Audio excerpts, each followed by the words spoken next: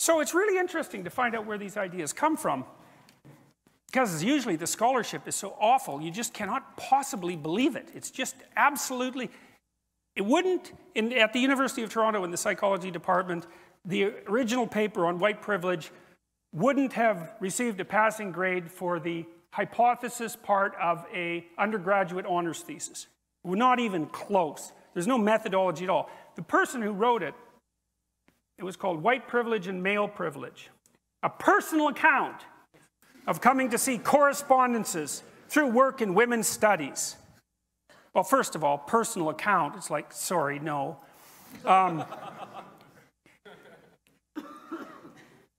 So she listed a bunch of ways that she thought, she says, these are personal examples of her unearned privilege, or unearned privilege that she saw as she experienced in the 1970s and 1980s. So this, by the way, this idea is the opinion of one person who wrote one paper that has absolutely no empirical backing whatsoever, which is a set of hypotheses which had never been subject to any statistical analysis. Like, if I ask you a bunch of questions, it's not obvious how many questions I'm asking you, because I could say, how tall are you?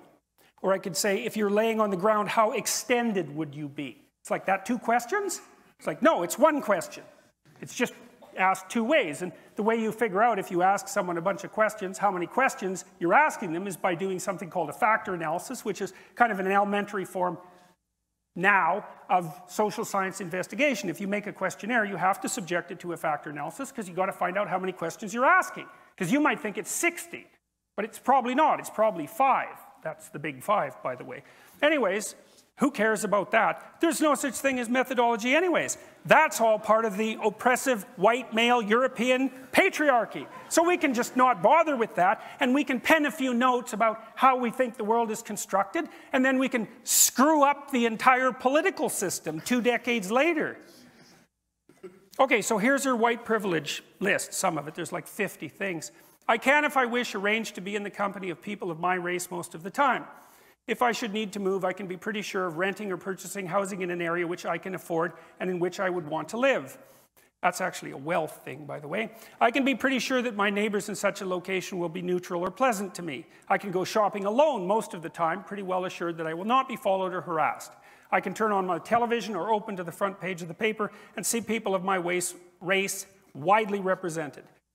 When I'm told about our national heritage or about civilization, I am shown that people of my color made it what it is. Well, there's 50 of those, I think, something like that. Okay. Is that white privilege, or is that like majority privilege? Is the same true? You go to China, you're Chinese. Is the same true if you're Chinese? Is it majority privilege? And if it's majority privilege, isn't that just part of living within your culture? So let's say you live in your culture, you're privileged as a member of that culture. Well, obviously, that's what the culture is for. That's what it's for. Why would you bother building the damn thing if it didn't accrue benefits to you? Now, you might say, well, one of the consequences is that it accrues fewer benefits to those who aren't in the culture. Yeah, but you can't immediately associate that with race. You can't just do that, say it's white privilege. There's many things it could be. It certainly could be wealth.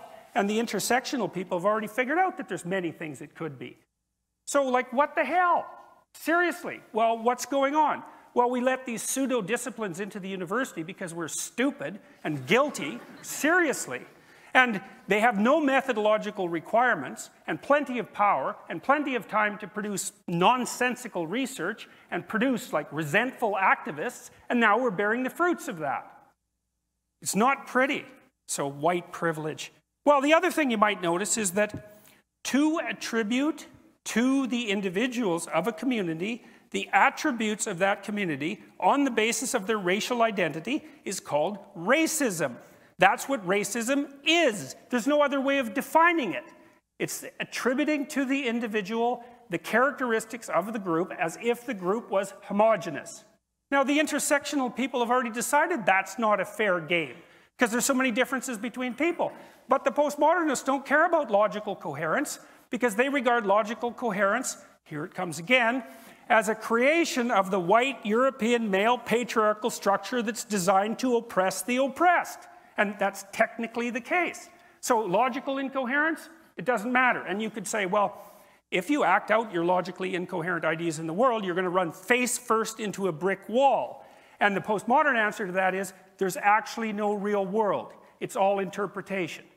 So there's no having that discussion, but the postmodernists don't care because they don't believe that discussion between people of different power groups is possible anyways.